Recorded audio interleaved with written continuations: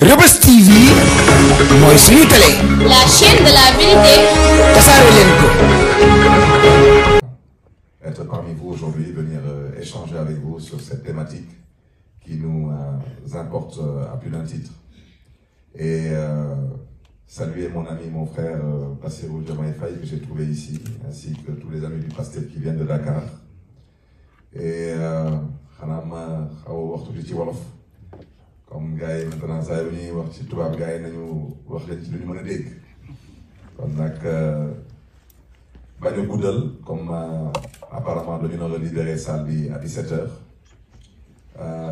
ginnaaw ba ma leen gërëmee sant leen félicité suñu ñetti mbokk yi ñu jot a am la possibilité de pouvoir bénéficier de l'investiture de la grande coalition Yewwi Wallu pour représenter la diaspora au niveau de l'hémicycle.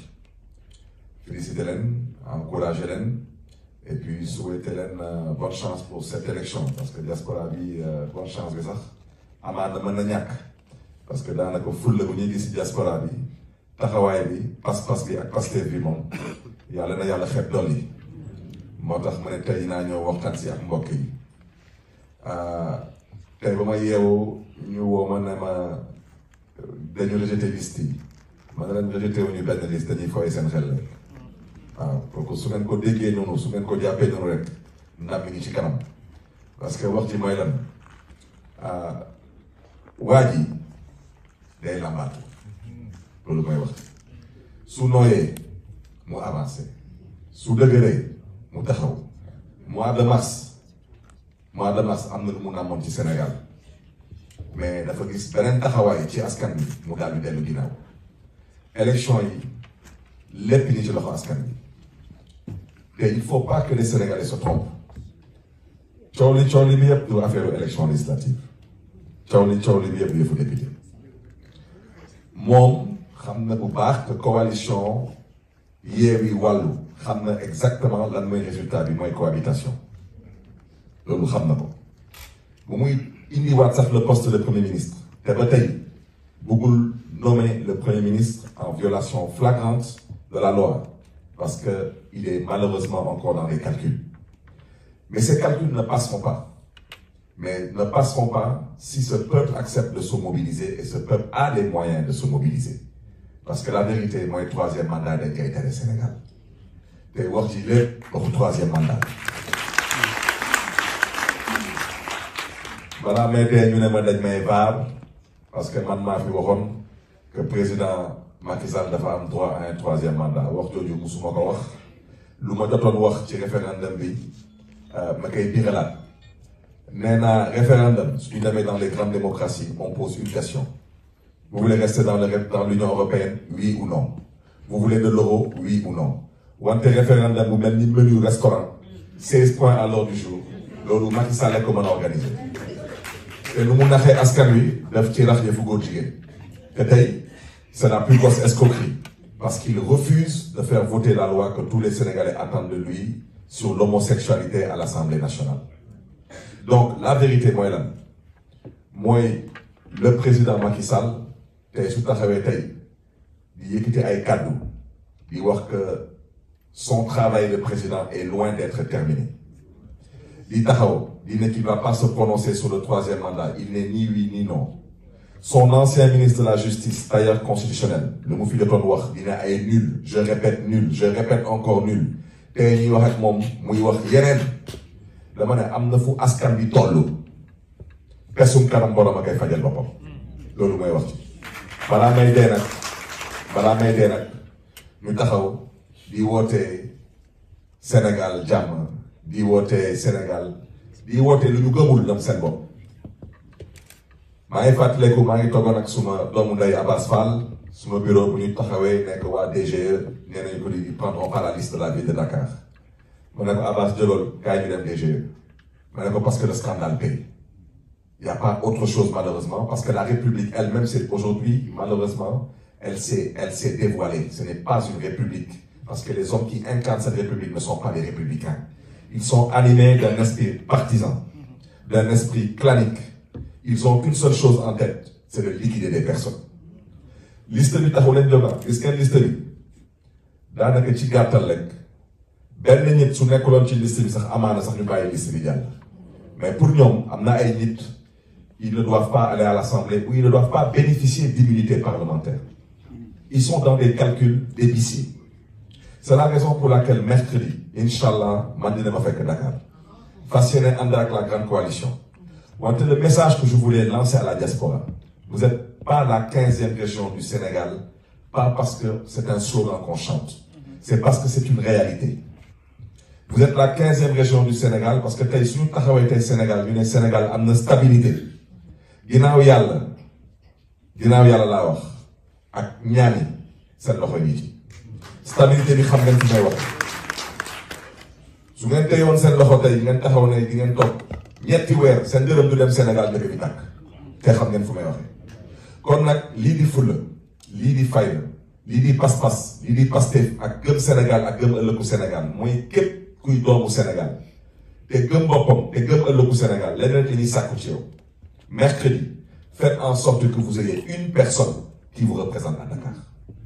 Que ce soit un voisin, un ami, un membre de votre famille, que chaque Sénégalais, que chaque Sénégalaise dans la diaspora accepte de demander à un Sénégalais au Sénégal d'aller le représenter à cette manifestation.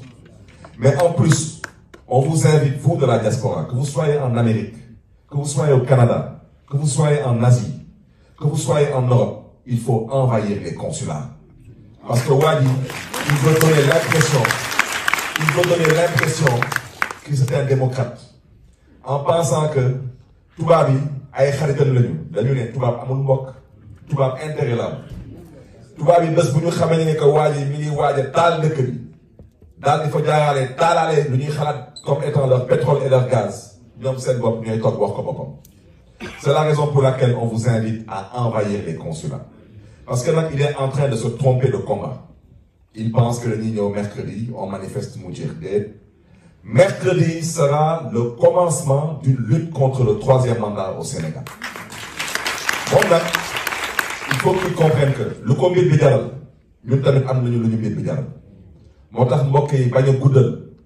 nous insistons auprès de cette 15e région du Sénégal. Mobilisez-vous, faites mobiliser au Sénégal et envahissez les consulats. C'est un combat de longue haleine. Il ne durera pas des jours. Il ne durera pas des semaines. Il ne durera pas des mois. Ce combat-là, il démarrera ce mercredi. Mais il continuera jusqu'au départ du président Macky Sall. Parce que Macky Sall doit comprendre définitivement que 3e mandat d'El-Kaïta au Sénégal. Je terminerai par un point. Il faut que les gens comprennent les enjeux de ces élections législatives. Ces élections législatives, c'est une opportunité pour nous Sénégalais de faire l'économie d'une instabilité au Sénégal. Les élections locales, nous avons le premier tour de l'élection présidentielle. Deuxième tour de l'élection présidentielle, moi élection législative. Parce que 3e mandat, vous voulez est-ce que vous avez maintenant, la question c'est de savoir est-ce que ça va passer? Et la réponse est entre les mains des Sénégalais. Wali, il n'a pas de parti. Il n'a pas de coalition. Il pense qu'il a une armée, une police, une gendarmerie. Il n'a rien du tout. La police sénégalaise n'est pas avec lui. La gendarmerie n'est pas avec lui. Et l'armée n'est pas avec lui. Moi, je préfère ne pas parler des gradés parce que ça ne m'intéresse pas. Parce que ce ne sont pas les gradés de la police, de la gendarmerie et de l'armée qui sont dans la rue. Et au mois de mars, les gradés de la police, de la gendarmerie et de l'armée, ils savent très bien au mois de mars s'ils avaient des troupes qui étaient prêtes à faire n'importe quoi ou pas. La police sénégalaise ne fera pas n'importe quoi parce que ce sont des Sénégalais qui souffrent comme vous et moi. La gendarmerie sénégalaise ne fera pas n'importe quoi parce que ce sont des Sénégalais qui souffrent comme vous et moi. Et surtout pas l'armée. Donc le président Macky Sall, nous parce que nous sommes déterminés à faire partir le président Macky Sall. Et ils sont en train de faire des pieds et des mains pour vouloir distiller de fausses informations. Pour faire croire aux gens qu'il y a un malaise dans la coalition Yewwi Askan Wi particulièrement. Qu'il y a des incompréhensions dans la grande coalition. lu leader yi wax moom la ñu wax lu leader yi waxul waxuñu ko te lu ñëpp a wax ñëpp dégg nañ ko mooy troisième mandat dañ ko fiy tere mooy ñun dañuy bokk ci parce que dañu nar a bokk. Nous ne demandons aucune faveur. Ce que la loi électorale dit, c'est clair. Dès que nous avons lire les copies. La liste de Dakar, il n'y a eu aucune faveur. C'est la loi qui devait être appliquée. C'est valable pour la liste nationale de Yewwi Askan Wi. C'est un doublon qui ne peut pas rendre toute une liste irrecevable. C'est un doublon qui doit sauter et être remplacé, c'est tout. Quant à eux, comme ils sont si intelligents que ça, ils n'ont qu'à nous expliquer ci ban coupe du monde wala ci ban coupe d'Afrique au football ñu gis FIFA wala CAF di valider benn équipe bu nga am 22 joueurs ñu ne non dañuy valider 11 titulaires yi 11 remplaçants yi ñoom du ñu bokk loolu fan la.